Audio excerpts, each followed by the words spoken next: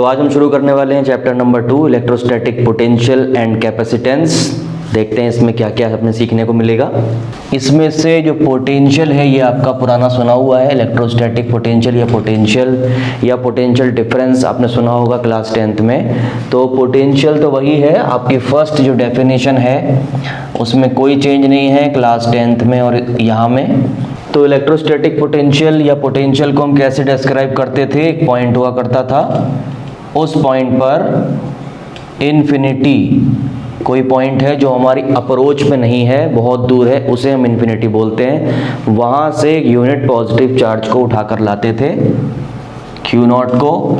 So work done to bring, इसको उठाने में फोर्स लगेगा, लेके चलने में डिस्प्लेसमेंट भी होगा। तो फोर्स भी है, डिस्प्लेसमेंट भी है, तो इसका मतलब है कि हम कुछ ना कुछ वर्क करेंगे। तो वो जो वर्क हम करते थे इन्फिनिटी से किसी पॉइंट पर चार्ज को लाके रखने में, वही work done per unit charge, ये पॉइंट है ए सपोज, इस पॉइंट पर इस चार्ज को लाके इन्फिनिटी से यहाँ लाके रख दिया। तो इस पूरी जर्नी में जो वर्क हुआ है that work done divided by this charge, unit positive charge, ये होता था पोटेंशियल। तो डेफिनेशन आप सबको पता है, V is equal to W by q से work done to bring a unit positive charge from infinity to a point.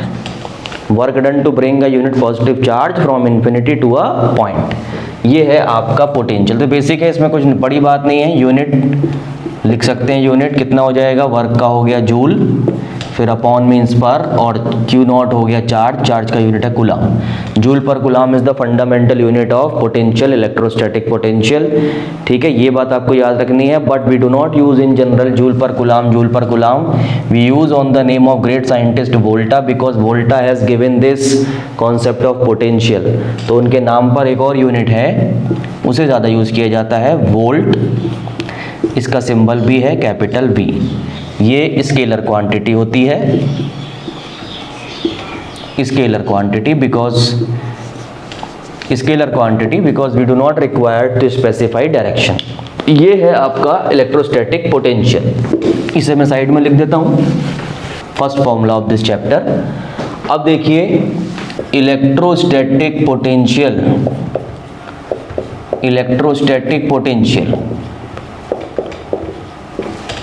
Due to a point charge,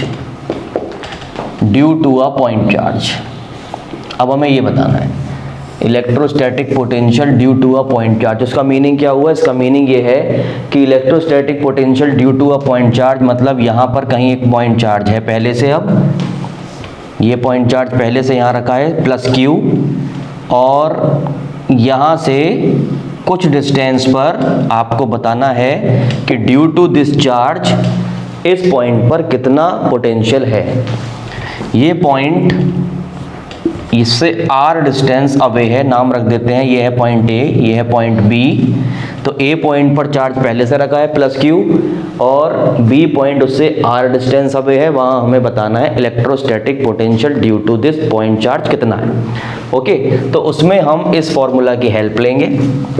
कैसे इस फॉर्मूला की हेल्प लेंगे, देखिए बहुत सिंपल है, V is equal to W by Q naught, बस यही आपका आंसर है। उसके बाद देखिए अब आपको कैलकुलेशन कैसे करनी है। हम इस वर्क को कैलकुलेट करेंगे। वर्क को कैलकुलेट करने का फंडामेंटल हम जानते हैं, वर्क इज इक्वल टू क्या होता है, work is F(s) cos theta, या फिर vector F dot vector S, scalar quantity होती है वर्क डन। ठीक है, तो F(s) cos थीटा, यहाँ पर हम क्या करेंगे, ध्यान से देखिएगा, यहाँ हम क्या कर रहे हैं, हम लिख रहे हैं vector F dot vector dx। Vector F dot vector dx मैंने ऐसा लिखा, ये फोर्स है और dx डिस्प्लेसमेंट है। कौन कौन से फोर्स और डिस्प्लेसमेंट की बात हो रही है, देखिए हम करने क्या वाले हैं, हम सिंपली यहाँ इन्फिनिटी है, इन्फिनिटी से ये क्यू नॉट चार्ज के ऊपर सारा काम हम कर रहे हैं। तो क्यू नॉट चार्ज को हम इन्फिनिटी से लाके B पॉइंट पर रखेंगे और फिर देखेंगे कि इस प्लस क्यू की वजह से कितना पोटेंशियल वहाँ पर डेवलप हुआ है। कैसे होगा ये जो क्यू नॉट है, जैसे जैसे इस क्यू नॉट को उठा के हम इधर लाना शुरू करेंगे, ये वाला प्लस क्यू उस क्यू नॉट पर एक फोर्स ऑफ रिपल्सन अप्लाई करेगा इस डायरेक्शन में, एक फोर्स अप्लाइड होगा इस डायरेक्शन में। जो ये लगाएगा उस चार्ज के ऊपर। जैसे जैसे पास लाते जाएंगे उतना फोर्स बढ़ता जाएगा।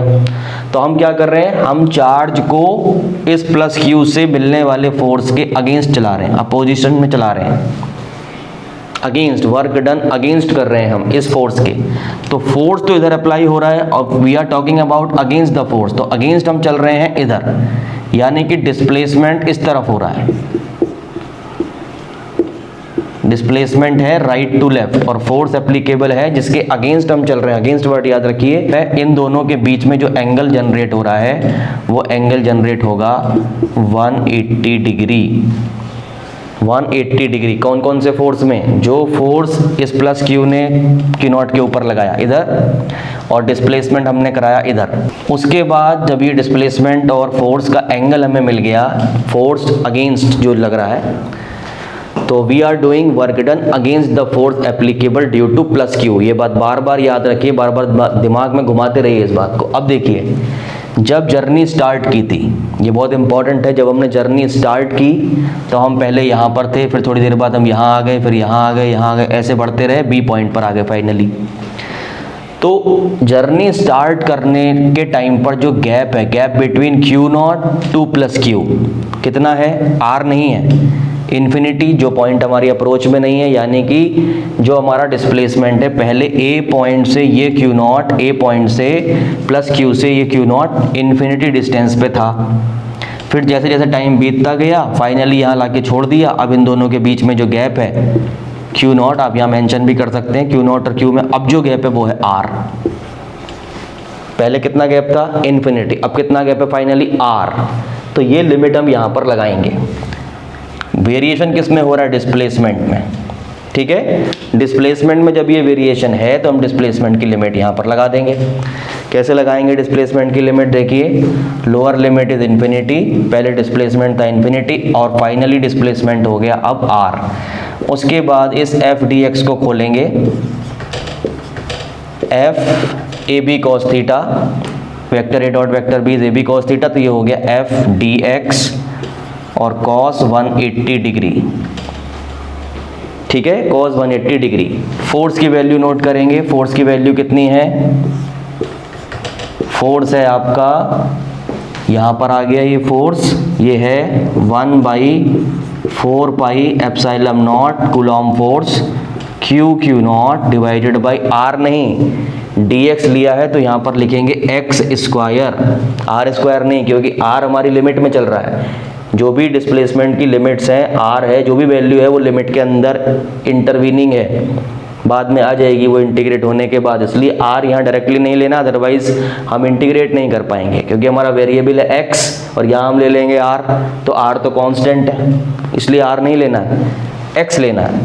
D X as it is की वैल्यू होती है -1, उस -1 को हम यहाँ लगा लेंगे बाहर।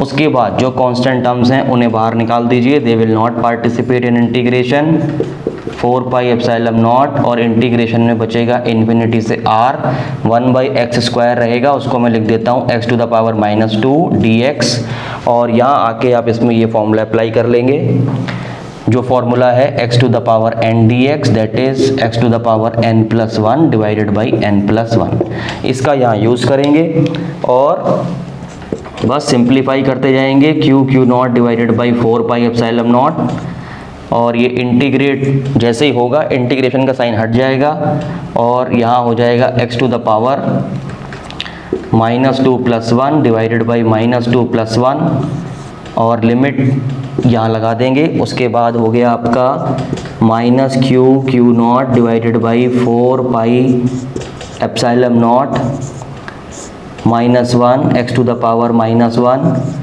जब तक लिमिट रखेंगे नहीं, अप्लाई नहीं करेंगे, तब तक लिमिट साथ साथ चलती रहेगी, ये बात ध्यान रखिएगा।